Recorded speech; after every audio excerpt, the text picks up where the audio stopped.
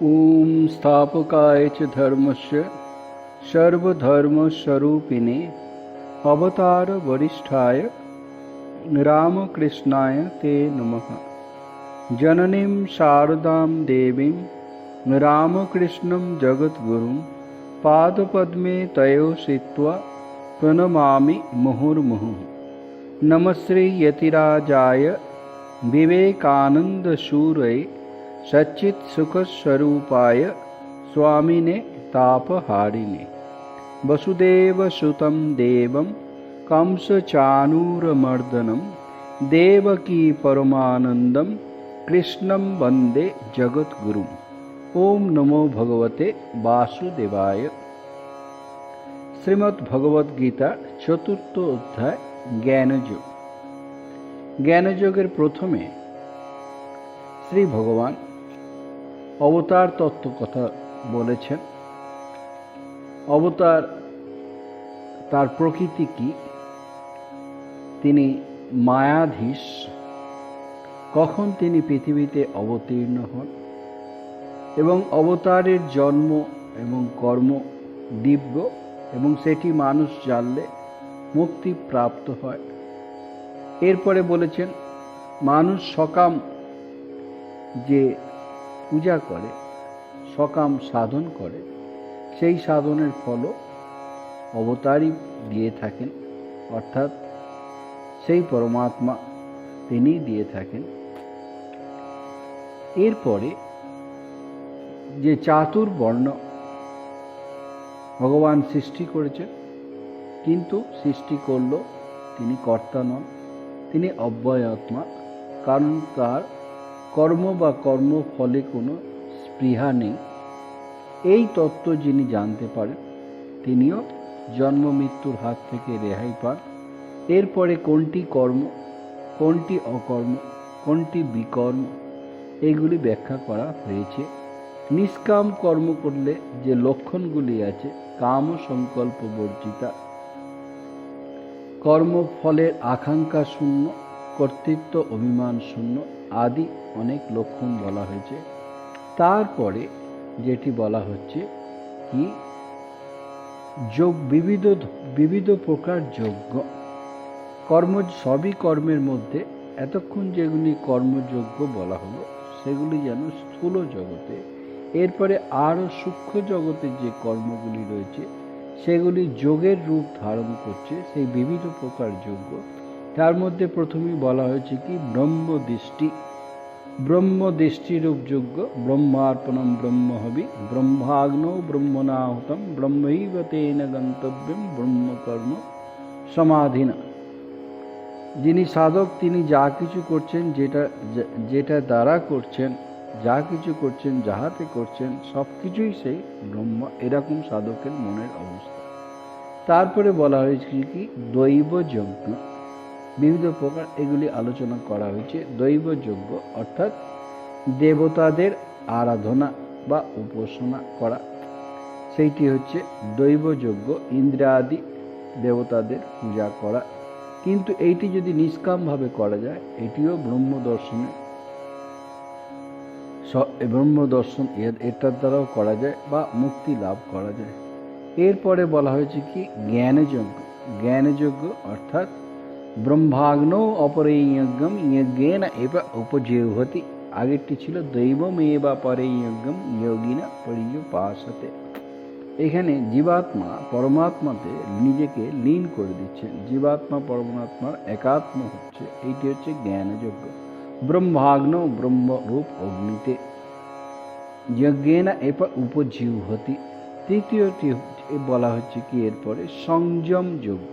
সংযম যজ্ঞ অর্থাৎ সংযম যজ্ঞ নৈষ্ঠিক ব্রহ্মচারীগণ তারা কি করছেন, তারা যাদের যে ইন্দ্রিয়গুলি আছে সেই ইন্দ্রিয়গুলোকে ইন্দ্রিয়ের বিষয়ে লিপ্ত হতে দিচ্ছেন না, সংযম করছেন, অর্থাৎ ইন্দ্রিয় সংযমরূপ অগ্নিতে আহুত হচ্ছে, ইন্দ্রিয় তার বিষয়ে লিপ্ত হচ্ছে না, এইটি হচ্ছে সংযম।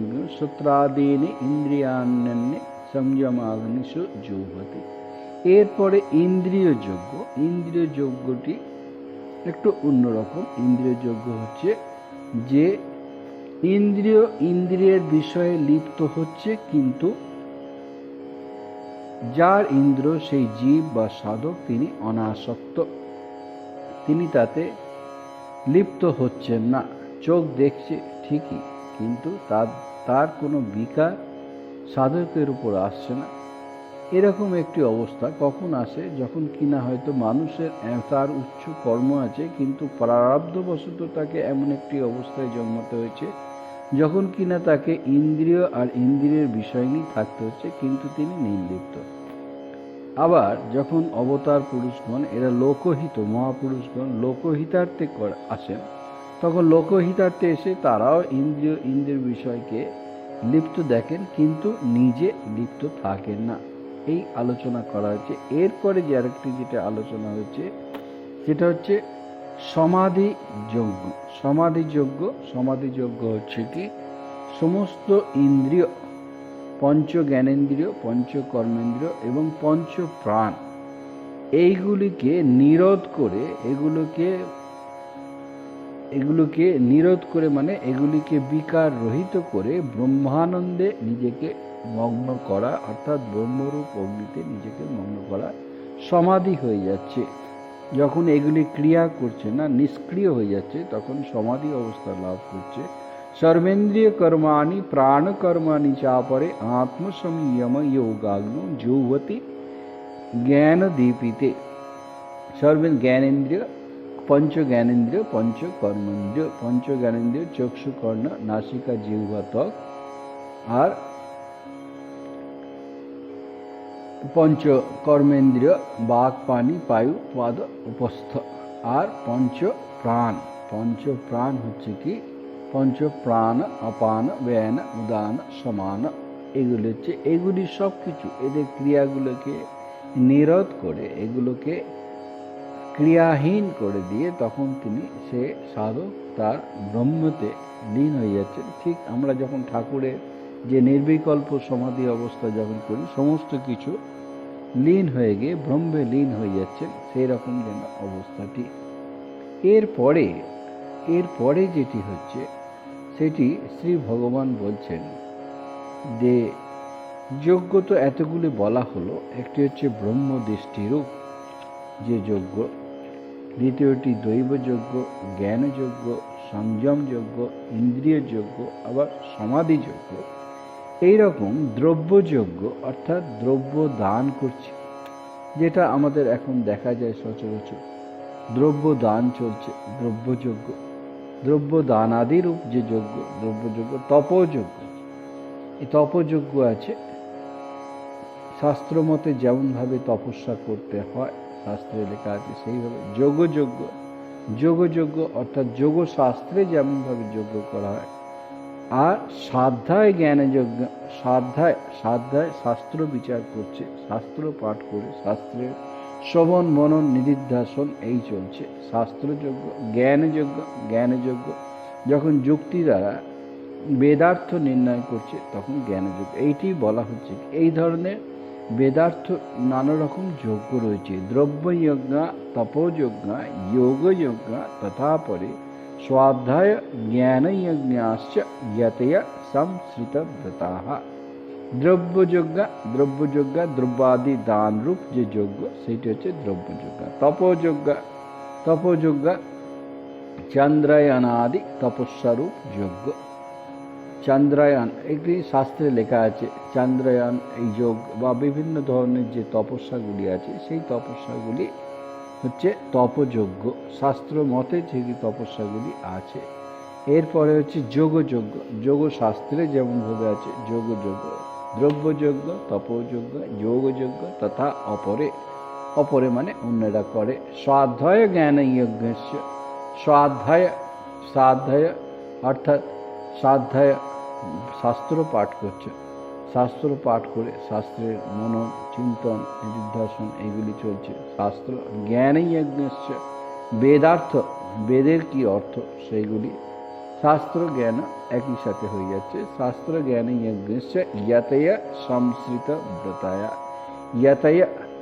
যতয় মানে যারা জ্যোতি বা যারা সাধক, তারা ইয়তি ইয়তি ইয়তিরাজায়, স্বামীজিকে বলে, স্বামীজিকে ইয়তিরাজায় অর্থাৎ ইয়তি যারা যোগী বা সন্ন্যাসী তারা, ত্যাগী, ইয়তি ইয়তয় সংশ্রিত ব্রতাহ, সংশ্রিত ব্রতাহ দৃঢ় ব্রতাহ, তারা এইভাবে দৃঢ়তা হচ্ছে। এরপরে এই যে দ্রব্যযজ্ঞ, দ্রব্যযজ্ঞ দ্রব্যযজ্ঞ দু প্রকার হতে পারে। একটিকে বলে শ্রোত দ্রব্যযজ্ঞ, স্মার্ত অর্থাৎ শ্রুতি। শ্রুতি মানে হচ্ছে কি বেদেতে যেটি লেখা আছে এটি শুনে শুনে এসেছে, এর কোনো অতি প্রাচীন কাল থেকে গুরু শিষ্য পরম্পরায় শুনে শুনে শুনে শুনে এসেছে, সেই জন্য শ্রোত শ্রোত। এবং এগুলি হচ্ছে অনুভূতিজাত, প্রত্যক্ষ দর্শন, প্রত্যক্ষ অনুভূতিজাত, এবং সেই জন্যে সেই একই অনুভূতি বিভিন্ন জায়গায় বিভিন্ন সাধুদের মধ্যে, বিভিন্ন ঋষি মুনিদের মধ্যে একই অনুভূতির কথা লেখা হয়েছে। ঠিক যেমন বিজ্ঞানের পৃথিবীর এক প্রান্তে যেমন আর এক প্রান্ত, ঠিক এখানেও সেই বিজ্ঞান শ্রোত। এরপরে স্মার্ত অর্থাৎ বেদের যেটি আছে সেটি হচ্ছে শ্রোত স্মার্ত। এরপরে যে স্মৃতিরূপ যে গ্রন্থগুলি লেখা আছে অর্থাৎ শ্রুতিকে কেন্দ্র করে তারই স্মৃতিরূপ যে গ্রন্থগুলি লেখা আছে সেইগুলি হচ্ছে স্মার্ত। সেখানে যে কর্মগুলি আছে, সেখানে যে দ্রব্যযজ্ঞগুলি আছে সেগুলি স্মার্ত যজ্ঞ। তো শ্রোতযজ্ঞতে কি আছে কি ইন্দ্র চন্দ্র বরুণ এই সমস্ত দেবতার উদ্দেশ্যে বিভিন্ন যজ্ঞাদি করা হয়। তখনকার দিনে ইন্দ্র দেবতা, চন্দ্র দেবতা, বরুণ দেবতা এই দেবতাদের যজ্ঞাদি করা হয়। সেটি হচ্ছে শ্রুতিতে লেখা আছে, বেদে লেখা আছে, সেইটি হচ্ছে শ্রোত দ্রব্যযজ্ঞ। আবার এখনকার যেটা করা হচ্ছে কি পুকুর খোঁড়া হচ্ছে, কুয়ো খোঁড়া হচ্ছে, মন্দিরাদি নির্মাণ করা হচ্ছে, তারপরে পুষ্প নৈবেদ্য এইসব যাগযজ্ঞ করা হচ্ছে, এগুলি হচ্ছে স্মার্ত স্মৃতিতে বলা হয়েছে, মানে এগুলি স্মার্ত যজ্ঞ। এগুলি তো দ্রব্যযজ্ঞ, কিন্তু সবই দ্রব্যকে কেন্দ্র করে করা হচ্ছে, সেই জন্য দ্রব্যযজ্ঞ। তপযজ্ঞ ওই যে চান্দ্রায়ণ আদি অনেক তপস্যার কথা লেখা আছে, সেই তপস্যা বিভিন্ন ধরনের, সেই তপস্যা সেইটি হচ্ছে চান্দ্রায়ণ তপযজ্ঞ। যোগ শব্দ কি বলছে চিত্তবৃত্তি নিরোধ। যোগ শব্দে চিত্তের যে বৃত্তি সেটি নিরোধ, তার জন্য করতে গেলে অষ্টাঙ্গ সমাধি, অষ্টাঙ্গ যোগ সাধন আছে, অষ্টাঙ্গ সেই যোগযজ্ঞ। এই অষ্টাঙ্গ যোগ সাধন নিয়ম আসন প্রাণায়াম প্রত্যাহার ধারণা ধ্যান সমাধি। প্রথমে ইন্দ্রিয়ের অনুশাসন, নিয়ম অন্তরিন্দ্রিয় বহিরিন্দ্রিয়, আসন প্রাণায়াম প্রত্যাহার ধারণা ধ্যান সমাধি। এইভাবে আস্তে আস্তে বাইরে থেকে মনকে সংযত করতে করতে ধীরে ধীরে মন এমন একটা জবায় চলে যাচ্ছে, যখন মন নিষ্ক্রিয় হয়ে যাচ্ছে তখন যে আত্মার স্বরূপ, সেই আত্মার স্বরূপ প্রকাশিত হচ্ছে, তখন সমাধি হচ্ছে। এরপরে যেটা হচ্ছে সাধ্যায় জ্ঞানযজ্ঞ। সাধ্যায় জ্ঞান, এটা দুরকমভাবে ভাগ করা যায়। সাধ্যায় কি বেদাভ্যাস, বেদাভ্যাস, সাধ্যায় যজ্ঞ, সে সাধ্যায় করছে, অর্থাৎ বেদের যে শ্লোকগুলি আছে সেগুলি পড়ছে, সেগুলি আবৃত্তি করছে, মুখস্থ করছে। সাধ্যায় বেদাভ্যাস সাধ্যায় যজ্ঞ। আবার যখন যুক্তি দ্বারা সেই বেদার্থ নির্ণয় করছে, নানা রকম বিচার করছে, এটার পক্ষে বিপক্ষে নানা রকম বিচার করে আরও সূক্ষ্ম অবস্থায় প্রথমে বেদ অধ্যয়ন হচ্ছে, এইটি হচ্ছে পরম্পরা। বেদ অধ্যয়ন করে প্রথমে ওরা সমস্ত কণ্ঠস্থ করে নেয়, তারপরে আস্তে আস্তে যুক্তি দ্বারা বিচার করে, তখন ওটা জ্ঞানযজ্ঞ, স্বাধ্যায় জ্ঞানযজ্ঞ। এইগুলি জ্যোতি, অর্থাৎ যারা কিনা তপস্বী, যারা ঈশ্বরের আরাধনাতে ব্রত আছেন, সেই জ্যোতি তারা এইগুলি দৃঢ়ব্রতা, তারা দৃঢ় হয়ে সেই কাজগুলি করেন। এইভাবে বিভিন্ন যজ্ঞের গেলে প্রথমে আমরা দেখলাম কি প্রথমে একদম প্রথমে যেটা বিবিধ, যে যদি ব্রহ্ম দৃষ্টি সম্পন্ন যে যোগ, অর্থাৎ সেখানে পূর্ণ জ্ঞানীর অবস্থা, যা কিছু করছেন সবই ব্রহ্ম। তারপরে দৈবযজ্ঞ, দেবতাদের সেবা, জ্ঞানযজ্ঞ, জীবাত্মা পরমাত্মাতে আত্মাকে তার আহুতি দিচ্ছে, সংযমযজ্ঞ, সমস্ত ইন্দ্রিয়গুলোকে সংযম রূপ অগ্নিতে আহুতি দিচ্ছে, ইন্দ্রিয়যজ্ঞ, ইন্দ্রিয় বিষয়ে লিপ্ত আছে কিন্তু নিরাসক্ত হয়ে আছে, সমাধিযজ্ঞ, সমস্ত কর্মেন্দ্রিয়, জ্ঞানেন্দ্রিয়, পঞ্চপ্রাণ সব কিছু নিরোধ করে সে সমাধিতে আছে, এইভাবে সমাধিযজ্ঞ। তারপরে দ্রব্যযজ্ঞ আমরা আধুনিক কালে দেখি, তপযজ্ঞ, যোগযজ্ঞ, স্বাধ্যায়যজ্ঞ, জ্ঞানযজ্ঞ। এই যজ্ঞগুলি বলার পরে এরপরে যে যজ্ঞটি বলা হচ্ছে সেই যজ্ঞটি আমাদের পক্ষে বোধগম্যটা বেশ মুশকিল, কারণ এটি পুরোপুরি যোগশাস্ত্রের যারা যোগ করেন তারা ঠিক নিয়মকানুনগুলি জানেন। সেটি কি হচ্ছে, বলা হচ্ছে কি অপান বায়ুতে প্রাণবায়ু আহুতি দেয়া, অপান বায়ুতে প্রাণবায়ু আহুতি দেয়া, আবার প্রাণবায়ুতে অপান বায়ু অপানকে আহুতি দেয়া, আবার প্রাণ অপান এদের গতিটাকে নিরুদ্ধ করে কুম্ভক দ্বারা প্রাণায়াম করা, এটি একটি যজ্ঞ। এটা প্রাণায়াম যজ্ঞ বা এরকম কিছু বলা যেতে পারে। এরপরে হচ্ছে কি মিতাহারী যারা কিনা স্বল্পাহারী, তারা প্রাণেতে ইন্দ্রিয় বৃত্তিক সকলগুলি আহুতি দেন, এও এক প্রকার যজ্ঞ। এখন এই যে জিনিসগুলি, এইগুলি আমাদের কাছে বিশেষ পরিষ্কার নয়, যদিও বুদ্ধি দ্বারা চেষ্টা করি, কিন্তু এগুলি ক্রিয়া আছে যেগুলি গুরু পরম্পরায় চলে এসছে। সেই ক্রিয়াটি প্রাণে অপানে প্রাণে, এইগুলি বোঝা বেশ, যে কারণ এগুলি ক্রিয়া আছে, ক্রিয়ার দ্বারা হচ্ছে, সেই ক্রিয়া যিনি করেন তিনি এগুলি উপলব্ধি করতে পারেন। সাধারণভাবে যেটা বলা হয় কি, যে প্রাণবায়ু যে আছে, এই যে প্রাণায়াম কথা হলো, প্রাণবায়ু সেটি হচ্ছে পূরক, কুম্ভক আর রেচক। পূরক, কুম্ভক, রেচক। যখন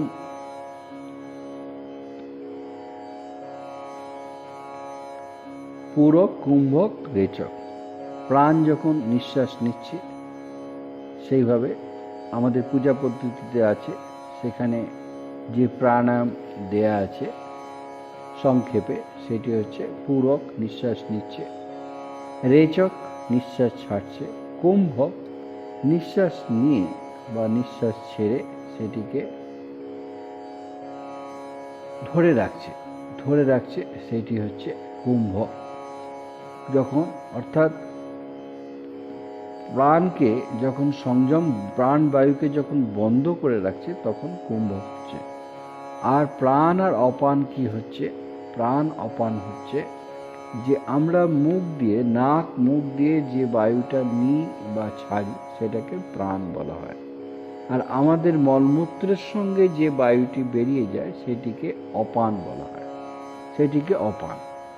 দুক্ষেত্রেই বায়ুর খেলা আছে, কিন্তু নাক মুখ দিয়ে যেটি সেটি প্রাণ, আর মলমূত্র সহকারে যেটি বেরোচ্ছে সেটা অপান। এর আগে আলোচনা হয়েছিল, যখন ওপরে উঠছে তখন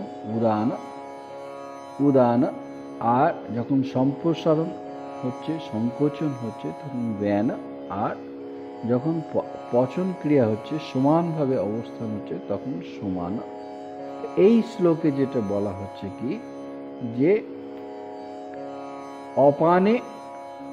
অপান বায়ুতে প্রাণ বায়ুতে অপান, এবং প্রাণের গতি রুদ্ধ করা হচ্ছে, অর্থাৎ পূরক, কুম্ভক, রেচক, এই রুদ্ধ করে তখন প্রাণায়াম হচ্ছে। এবং আবার এছাড়াও কেউ আছেন যারা কিনা আহারের সংযম করে স্বল্প আহার করে মনোসংযোগ করছেন, স্বল্প আহার করে আয়ুর্বেদিক শাস্ত্রে আছে যে পেটের 2 ভাগ অন্ন থাকবে, 2 ভাগ অন্ন থাকবে, 1 ভাগ জল থাকবে এবং আরেকটি ভাগ সেখানে বায়ু সঞ্চালনের জন্য খালি রাখতে হবে, এরকম আয়ুর্বেদ শাস্ত্রে আছে। তো এইভাবে যারা মিতাহারী, স্বল্পহারী, তাদের অসুখ বিসুখ কম হয়, কারণ তাদের পচন ক্রিয়া ঠিক হয়।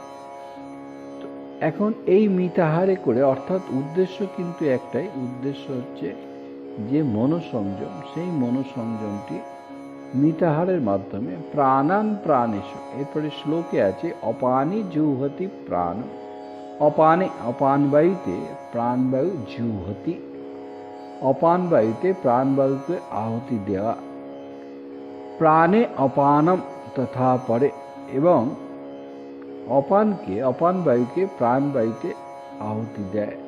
প্রাণপান গতিরূর্ধ্বা, প্রাণবায়ু এবং অপান বায়ুর গতিরূর্ধ্ব করে প্রাণায়াম পরায়ণ, তারা প্রাণায়াম পরায়ণ হয়। অপানে জুহতি প্রাণম, প্রাণে অপানম তথা পরে প্রাণাপান গতিরূর্ধ্বা প্রাণায়াম পরায়ণ। অপরে নিয়তাহারা, এবং কেউ আছে নিয়তাহারা অর্থাৎ মিতাহারী, আহারকে সংযম করে প্রাণান প্রাণেষু জুহতি, প্রাণান প্রাণেষু জুহতি অর্থাৎ ইন্দ্রিয় বৃত্তি সকলকে, ইন্দ্রিয় বৃত্তি সকল প্রাণান, ইন্দ্রিয়ের যে বৃত্তিগুলি সেগুলি প্রাণসমূহে সেখানে আহুতি দেন। প্রাণান প্রাণেষু জুহতি। এখন এই যে অপান বায়ুতে প্রাণ বা প্রাণবায়ুতে অপান বা প্রাণায়ামের যে গতি, পুরো ক্রেচক খুব একটা সমস্যা নয়, কিন্তু কুম্ভক বলা হয় কি, কুম্ভক করে যদি ঠিক না করতে পারে তাহলে কিন্তু রোগের উৎপত্তির সম্ভাবনা আছে। সুতরাং পুরো ব্যাপারটাই হচ্ছে কি, গুরুর কাছ থেকে সরাসরি শিক্ষা নেয়া। যোগগুরু যারা আছেন তারা ক্রিয়া জানেন, ধীরে ধীরে এগুলি করতে হয়। অন্যরকমভাবে করলে এটি স্বাস্থ্যের ক্ষতি হতে পারে, মাথার অসুখ হতে পারে, স্নায়ুগুলি দুর্বল হয়ে যেতে পারে, এরকম হয়ে যেতে পারে।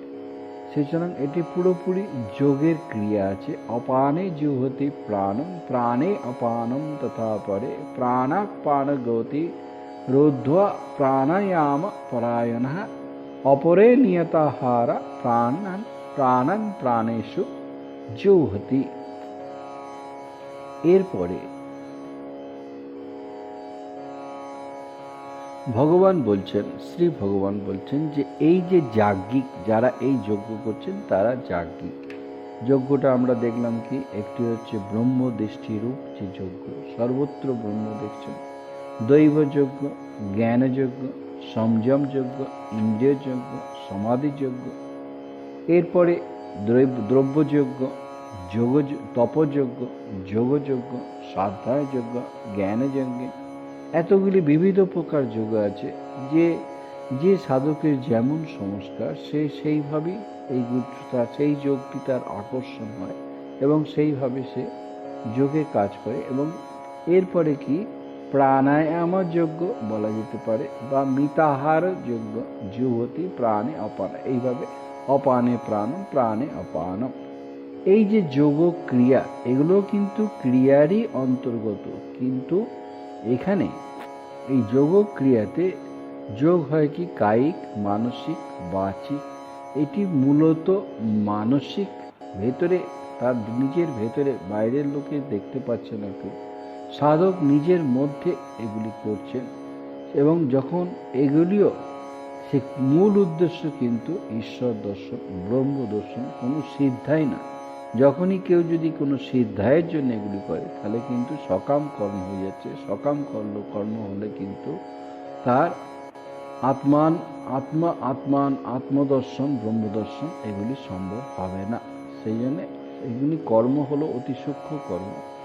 এরপরে শ্রী ভগবান বলছেন, এই যে যাজ্ঞিক যারা এই বিবিধ প্রকার যজ্ঞ করে তারা নিষ্পাপ হয়ে যান, নিষ্পাপ হয়ে যান, যদি নিষ্কামভাবে হয় নিষ্পাপ হয়ে যান, এবং সেই যজ্ঞ করে তারা যে প্রসাদ পান অর্থাৎ যজ্ঞের যে ফল সেই ফলটি ভোজন করে তারা সনাতন ব্রহ্মপদ লাভ করেন। অর্থাৎ তারা যদি নিষ্কামভাবে এই যজ্ঞটি ঈশ্বর ব্রহ্ম দর্শনের জন্য যদি যজ্ঞটি করেন তখন সনাতন পদ লাভ করেন।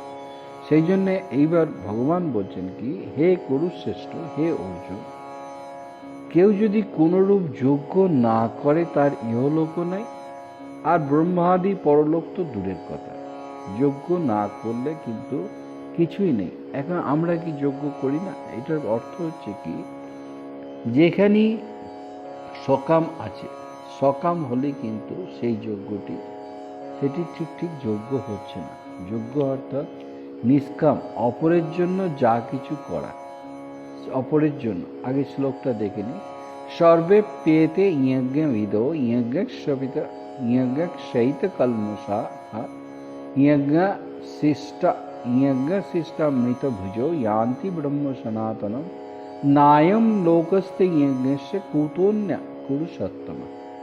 सर्वे पेते सर्व एते सर्व ओपि एते सर्व ओपि एते অর্থাৎ এই সকল যতগুলি যজ্ঞ বলা হলো, যজ্ঞবিদ মানে হচ্ছে যজ্ঞবিদ, অর্থাৎ এই যে বিভিন্ন যজ্ঞ করছেন তাদের যজ্ঞবিদ, তারা যজ্ঞ সহিত কলমসা, তারা যজ্ঞ সহিত কলমসা, যজ্ঞের দ্বারা নিষ্পাপ হয়ে যান। তারা এই যে বিভিন্ন ধরনের যে যজ্ঞ বলা হলো, সংযম যজ্ঞ, জ্ঞান যজ্ঞ, সমাধি যজ্ঞ, প্রাণায়াম যজ্ঞ, দ্রব্য যজ্ঞ, তপযজ্ঞ, যোগযজ্ঞ, স্বাধ্যায় যজ্ঞ, জ্ঞান যজ্ঞ, সংযম যজ্ঞ, ইন্দ্রিয় যজ্ঞ, বিভিন্ন যে যোগই হোক না কেন সেই যোগের দ্বারা তারা নিষ্পাপ হয়ে যান। এই কারণ ওই যোগের যে ফল সেই ফল লাভ করে ব্রহ্মপদ লাভ করেন। কিন্তু যার কোনো যজ্ঞই যিনি করেন না, অর্থাৎ সকাম, পুরোপুরি দেহকেন্দ্রিক, আত্মকেন্দ্রিক, খালি স্বার্থ, তাদের কিন্তু ইহলোক নেই, পরলোকও নেই। সেটি বলা হচ্ছে সর্ব ওপি এতে যজ্ঞবিদ যজ্ঞ সবিত কলমসা, তারা নিষ্পাপ হয়ে যান। যজ্ঞ শিষ্ট মৃত ভুজ, যজ্ঞ শিষ্ট অমৃত ভুজ, সেই যজ্ঞ থেকে যে অবশিষ্ট যজ্ঞাবিষ্ট অন্নাদি ভোজন করেন, অর্থাৎ এখানে অন্নাদি মানে হচ্ছে সেই যজ্ঞের ফল। यान्ति ব্রহ্ম সনাতনম, তখন তারা সনাতন পদ ব্রহ্মপদ লাভ করেন। नायम लोकस्ति यज्ञस्य, অর্থাৎ নায়ম লোক অস্তি না অয়ম লোক অস্তি, এই লোক নেই। অযজ্ঞস্য যারা যোগহীন, যারা যোগ্যহীন তাদের জন্য এই লোক নেই। নায়ম লোক অস্তি অযজ্ঞস্য কুত অন্য কুরুষোত্তম, কুত অন্য লোক, অর্থাৎ যেগুলি আরো উচ্চ, সেই ব্রহ্মাদি পরলোক, সেইগুলি কোথায়, কি করে সম্ভব? কুরুষোত্তম, হে কুরু শ্রেষ্ঠ, অর্থাৎ অর্জুনকে বলা হচ্ছে কুরু শ্রেষ্ঠ। সর্বে ওপি এতে যজ্ঞবিদ যজ্ঞ সহিত কলমসা যজ্ঞ শিষ্টমিত ভুজো यान्ति ব্রহ্ম সনাতনম নায়ম লোক অস্তি অযজ্ঞস্য কুত ইন্ন কুরু সত্তম।